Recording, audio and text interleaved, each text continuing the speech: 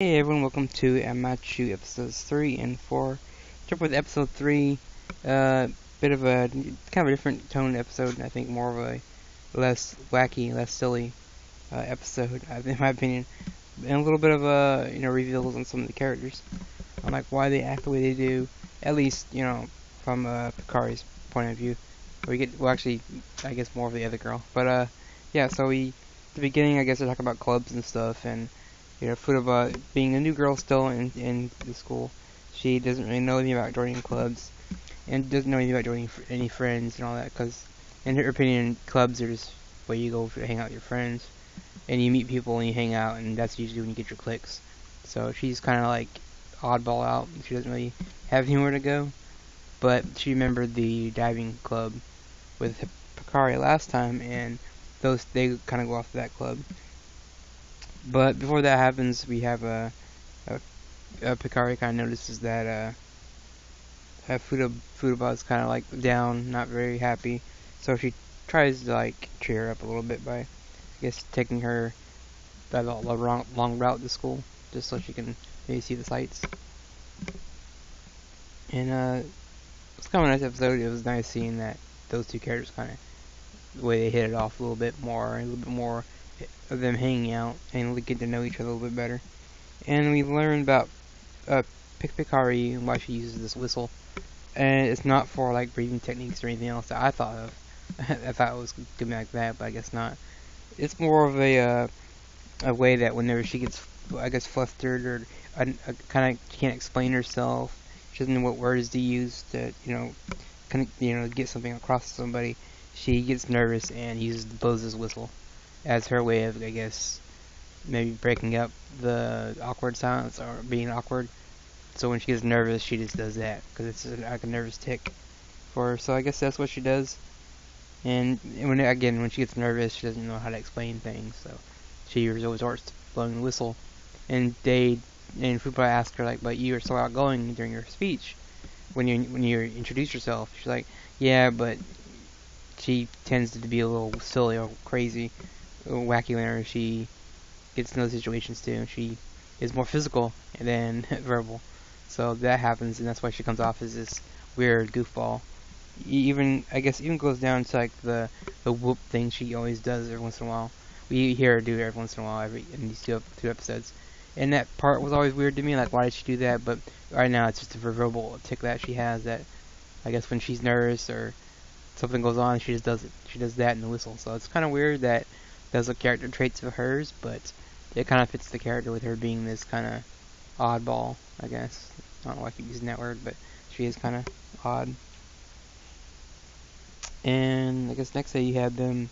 They actually join the diving club. Even though I think she's on this trial basis, where she's just trying to get to fill the area and figure out if she wants to be in this club or not. But eventually, if you've seen the episode, she does get roped into it because, yeah, they kind of are supposed to be together, I guess. It's kind of funny.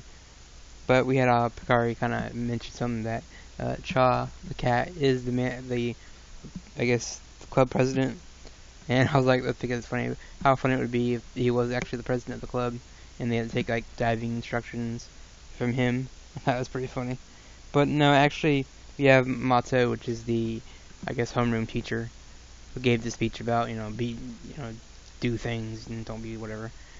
But she is I guess, obviously club president of the diving club. They actually mentioned it last week that she is in the diving too.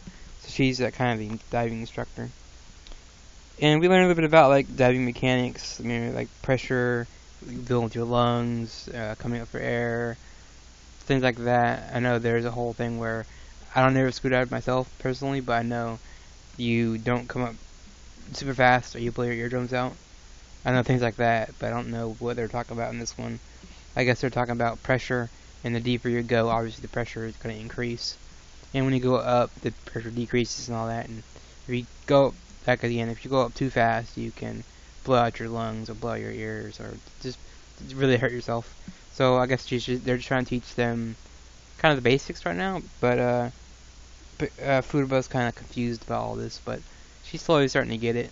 And it's you have Picari is trying to help her learn the mechanics, learn the rules, learn the how to be safe with diving, and those two kind of are well, not really learning, but Fubuta is kind of learning, and the audience is learning with her about these scuba diving techniques. And yet at the end you have them kind of like Picari kind of tackles Furuba. It was kind of cute seeing that play out. Just those two, just especially how Picari kind of lights up when she's around the other girl. Just because I guess maybe it's one of those things when you have something in common with someone else, maybe you kind of hit it off easily with that person, and those two definitely have that vibe going on. Episode 4, we have them kind of hanging out at the scuba shop, or Picari's grandma's, because they're hanging out with her grandma, and we also learn that Picari wants to be a scuba instructor. That's like her end goal, one day to do that, just like her, I guess the one that she looks up to. I forgot his name, but he's just kind of this other character. But they're taking 2 other people scuba diving on that day, I guess. Furuba can't really go yet because she's not been, I guess, certified or licensed, or she's not ready, basically. But she even tells her the water's kind of cold today anyway, so we haven't really been practicing very much. So Furuba right now only gets to watch and kind of wait around, but she gets to talk with her grandma for a bit, and she kind of is shocked that the grandma that she met in episode 1 is the same woman that she met now and was related to Picari, so she's kind of, I guess, okay staying behind. But we see them kind of interact with these 2 new characters, Mako and Ai, which they don't really say any much. They are a pair of siblings with red hair, and yeah, they didn't say much at all, but I think Ai said something later on, but it was more of a comical thing. But yeah, so they're probably coming back later on. I think next week we get to actually officially meet them and hear them talk and watch them interact with the other 2 girls. So it's gonna be interesting seeing how that works. And before they get in the water, they do the buddy check system, which is basically a diver checking equipment on each other. So like one person will check the equipment, the air tank, the mask, are they getting air? Does the air tank work? And then that person will switch and check the other person's gear the same way, making sure everything's there, everything's working before they go out. And Furuba for some reason kind of gets the buddy system in her head that she wants to experience that. I guess it's a bonding thing for her, is the way she sees it. So I guess she's very interested in that, which is kind of crazy. But the next day at school, Furuba actually gets to finally do scuba diving lessons with the teacher and Picari, and they're basically just kind of sitting in the pool, getting used to breathing underwater and all that. But Furuba's having a little bit of a problem. She keeps getting water in her mask, and she keeps, getting, kind of beats herself up a little bit that she can't do it. I'm not good. She wants to run away, basically. And I guess they even went deeper that she always runs away from her problems. That throughout her whole life, she just would not face the problems. And so, yeah, she's having problems. The mask is getting water in it, and she's not breathing correctly, and it makes her cough and all this, and she's having a very hard time getting used to this. And she even gets up and she claims that I'm done, and gets ready to walk out. Like I'm getting out of here. But Picari kind of motivates her to try again, basically saying if you don't, then you won't be able to do anything. And I kind of agree on that. If you give up so easily, you won't be able to try anything else. You just are that quick to give up. And Furuba kind of gets the urge and is like, okay, fine, I'll do it again. And they try it again, and she gets it right, and doesn't get water in her mask, and she can breathe with the air tank easily. And with Picari's help, they kind of go even deeper in the pool and actually have a successful dive. Well, as far as in the swimming pool goes. But yeah, so she's got this fear a little bit still that if Picari is not around, she will be in trouble. But Furuba's kind of grew this attachment to Picari, and as long as she's with her, she can do anything, is what she proclaims. And I just hope that doesn't become this thing where Furuba can't interact with anyone else, can't have a conversation with anybody but Picari, and it's just becomes too dependent with her.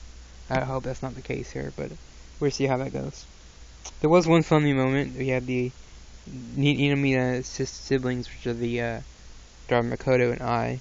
They were, I guess, washing up after swimming, basically cleaning the gear, getting rid of all the salt water off their stuff, and there were these, I guess, Picari said they're her panties, but they're balled up under this, on this sink that are, where they're washing their stuff, and one of the guy, I guess, siblings was reaching for it, and Picari grabbed it real fast, not realizing that earlier they showed off these like masks these people wear when they go scuba diving in a little bit cold weather. These cold protection hoods, and one of them had a monkey, the other one had a kappa, and the one that Picari grabbed, she thought it was her panties. It was not actually that. It was a mask, and there's this whole little bit of like her realizing that the siblings, they have taken her other stuff, and she has their hood thing, so she's kind of freaking out by that. So it will be funny seeing that come back next week with a little bit of comedy. But yeah, I mean, that was kind of thrown in there at the last minute. Just, I thought it was funny. They did it earlier in the episode, but I thought it was just a weird, silly moment for the episode series. And to see Picari, who's usually a little wacky character, kind of get embarrassed was kind of funny. It was nice seeing that she isn't all about that silly face that people kind of love it or hate it. There's more to her than just being silly and being a goofball. She does get embarrassed, and we did learn in episode, I think, 3, she has anxiety just like everyone else. She has worries just like everybody else, and yeah, so that was kind of interesting just learning that about her through these 2 episodes. And again, next week, episode 5 will be just Picari and Futaba meeting the twins. I don't know if they're twins, but they probably are. I mean, they do have similar hair and look almost similar, but yeah. So, and also, I forgot to mention, it's like, it'd be nice to see a guy kind of interact with these girls. Well, not so much the sister, but maybe the other 2. To see how they kind of react towards him. Since Picari is kind of, I don't know, she seems like she would be kind of shy around people like that.